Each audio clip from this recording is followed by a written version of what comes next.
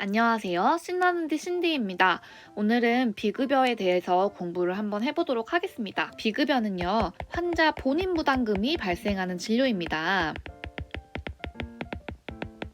그래서 이 파트에서는 급여 진료가 무엇인지, 그리고 비급여는 어떤 것인지 구분을 할 줄 아는지가 이걸 물어보는 게 문제로 나옵니다. 그래서 어떤 진료가 비급여 진료에 해당하는지를 한번 같이 공부를 해보도록 하겠습니다. 그래서 먼저 비급여 진료는 기본 진료료와요. 뒤에서 배울 이제 검사료, 방사선 치료료, 치과 처치 및 수술료 크게 두 가지 항목으로 분류가 됩니다.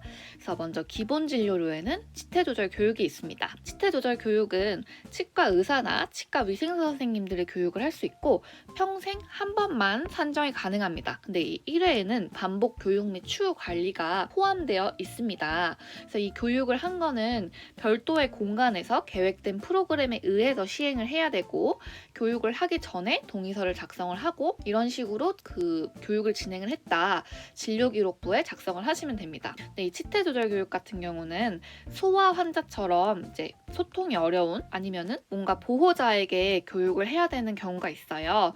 장애인이라던가 이럴 경우에 교육이 어려운 경우 보호자를 교육해도 인정을 받는다. 그래서 이 치태 조절 교육에서 문제가 나오는 거는 파란색 글씨예요. 교육자가 뭐 치과 의사만 가능하다. 이런 거는 틀린 지문이겠죠? 그래서 치과 의사와 치과 위생사 선생님이 교육이 두 분 다 교육이 가능하다는 거, 평생 1회 가능하다는 거, 그리고 보호자를 교육해도 인정을 받는다는 거, 이게 포인트입니다. 그래서 가끔 한 문제씩 출제될 수 있어요. 다음은 검사료, 방사선 치료료, 치과 처치 및 수술료에 해당하는 부분입니다.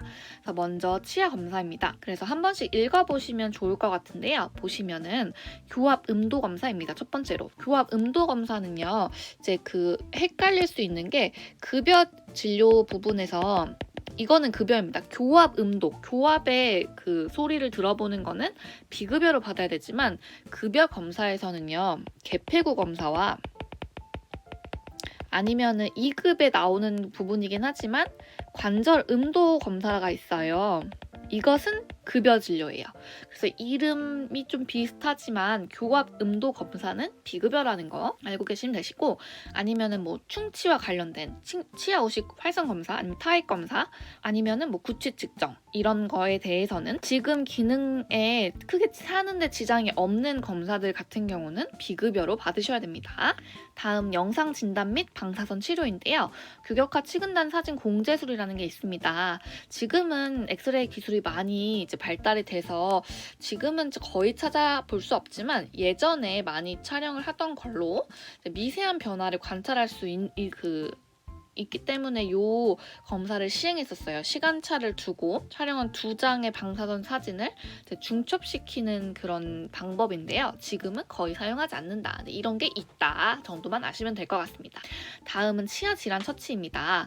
우리가 포스트코어, 비급여 진료 보철할 때 많이 하죠. 그리고 접착 아말감 수복, 핀 유지형 수복 이런 게 있습니다. 요 두 개는 뒤에서 다시 공부를 해보도록 할게요. 그리고 보철과 관련된 내용이 많아요. 일레이 및 올레이, 그리고 광중합형 복합 레진. 이게 우리가 흔히 말하는 충치가 간단한 충치일 때 레진 필링한다 했을 때 그 레진인데요. 만 12세 이하 그 소아의 그 보험 레진 급여된 부분을 제외하고 나머지 레진 필링을 말을 할 때 합니다.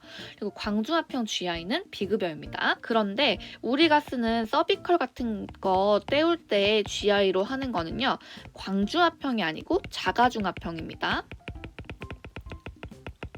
광중합형은 이 광이 그 라이트 큐어링을 해서 사용을 한다는 거거든요. 이 치아 질환 처치에서 헷갈릴 수 있는 거는 우리가 이제 주로 하는 진료 많이 들어본 이름이기 때문에 아 이거 보험이다라고 생각하실 수 있는데요. 여기서는 내가 몰라서 틀린다기보다는 잘 안 읽고 빨리 풀려다가 실수하는 부분이 많다고 생각해요. 그래서 아말감만 보면은 그 보험 아말감이 있기 때문에 맞다라고 생각을 할 수 있거든요. 그래서 끝까지 읽으셔야 돼요. 접착 아말감 수복입니다. 우리가 아말감의 술식을 보면 충치를 제거하고 와동을 판 다음에 아말감 콘덴서 같은 걸로 이렇게 뭉쳐가지고 여기 와동에 이렇게 충전을 해서 꾹꾹꾹 눌러서 경화를 시키죠. 근데 이렇게 하면 접착력이 떨어진다는 그런 단점이 있기 때문에 그 접착제를 사용해서 이 아말감을 붙여주는 겁니다. 우리가 일레이나 뭐 크라운 같은 거 붙일 때 안에 세멘트 발라서 붙이잖아요. 그래서 아말감을 접착형으로 많이 그 세멘트를 발라서 쓴다. 그래서 접착 아말감인데요. 이거는 비급여입니다. 그리고 예전에 좀 썼지만 요즘은 아말감 자체를 취급을 잘 안 하다 보니까 거의 볼 수 없죠. 접착 아말감은 비급여라는 거. 그리고 핀 유지형 수복이라는 게 있습니다. 핀 유지형 수복 같은 경우는요. 그냥 수복하면 유지력이 떨어질 것 같을 때 유지력을 위해서 이렇게 치아에 핀을 박는 거예요. 그 철근 박듯이 핀을 박아가지고 여기 위에 이제 아말감 같은 거를 이렇게 떼우는 거죠. 아무래도 광범위한 아말감 충전이 필요할 때 이 핀 유지형 수복을 사용합니다. 그래서 핀 유지형 수복과 접착 아말감 수복은 비급여다. 이렇게 알고 계시면 될 것 같아요. 다음은 수스루 처치, 치주 조직의 처치 등에 해당하는 내용입니다. 그래서 여기에는 보통 구강 내과 진료들이 많아요. 그래서 구강 보호 장치는 마우스피스죠. 그리고 역시나 구취, 기능에 장애가 없는 검사인 구취는 비급여. 그다음에 뭐 대구치 직립이동, 뭐 스플린트 나왔고요. 이가리 장치 나왔고요. 코골이 장치. 그래서 이런 구강 내과와 관련된 진료가 많다. 네, 알고 계시면 되시고 한 번씩 읽어보시면 좋을 것 같아요. 다음은 구강외과 수술입니다. 구강외과 수술에서는 요 두 개가 많이 헷갈려요. 자가치아 이식술과 치관 노출술인데요. 그래서 자가치아 이식술 같은 경우는 이렇게 8번 치아를 사랑니를 6번으로 아니면 뭐 대구치로 옮겨주는 술식입니다. 그래서 내 치아를 이식을 하는 거기 때문에 급여 아닌가? 라고 생각하실 수 있고요. 아니면 이 자가치아 이식술과 헷갈리는 게 치아 재식술이에요. 이 치아 재식술은 급여 항목이고요. 자가치아 이식술은 비급여입니다. 두 개 다 치아를 뽑아서 치아 재식술은 치아가 완전 탈구됐을 때 다시 식립을 하는 건데 아무래도 구강 밖으로 치아를 있는 치아를 다시 옮겨준다는 것 때문에 혼동하실 수 있을 것 같아요. 그렇지만 자가치아 이식술은 의도적으로 이제 6번 치아가 이 사진에서는 6번 치아가 손상이 돼서 이제 임플란트 대신에 내 치아를 사용을 해보기 위해서 자가치아를 뽑아서 8번을 6번으로 이렇게 이식하는 거잖아요. 그래서 이 경우에는 비급여이다. 치아 재식술 같은 경우는 증상에 의해서, 질환에 의해서 치아가 완전 탈구돼가지고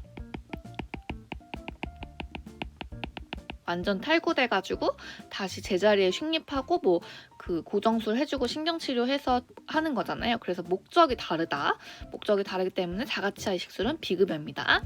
그리고 치관 노출술 같은 경우에는요. 이름이 뭔가 치관 노출 이렇게 돼 있어가지고 뭔가 치관 확장술이랑 비슷하지 않나요? 비슷할 수 있지만요. 치관 확장술 같은 경우는 급여고요. 치관 노출술은 비급여입니다. 치관 노출술이 뭐냐면은 그 교정 치료할 때 매복되어 있는 치아에 버튼 붙여가지고 교정력으로 치아를 당겨주는 게 치관 노출이에요. 그래서 매복되어 있는 치아를 노출시켜준다 했을 때 치관 노출술이어서 비급여이고요. 치관 확장술 같은 경우는 보철 제작을 목적으로 치관 길이를 연장을 할 때, 치관을 확장을 할 때 사용을 하는 거죠. 그래서 이름이 비슷하고 행위가 뭔가 비슷해 보여서 헷갈릴 수 있지만 자가치아 이식술과 치관 노출술은 비급여다. 이게 굉장히 지문으로 많이 나옵니다. 마지막으로 치주질환 수술입니다. 치주질환 수술에는 치은 착색 제거술, 그리고 잇몸 우승 교정술, 심미적 치관 형성술이 있습니다.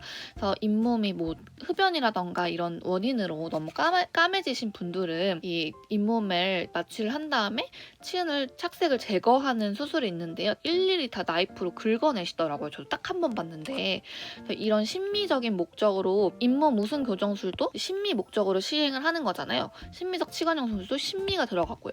치주질환 수술 같은 경우는 심미 목적이 많아서 비급여다. 그래서 비급여를 총 한번 정리를 해봤습니다.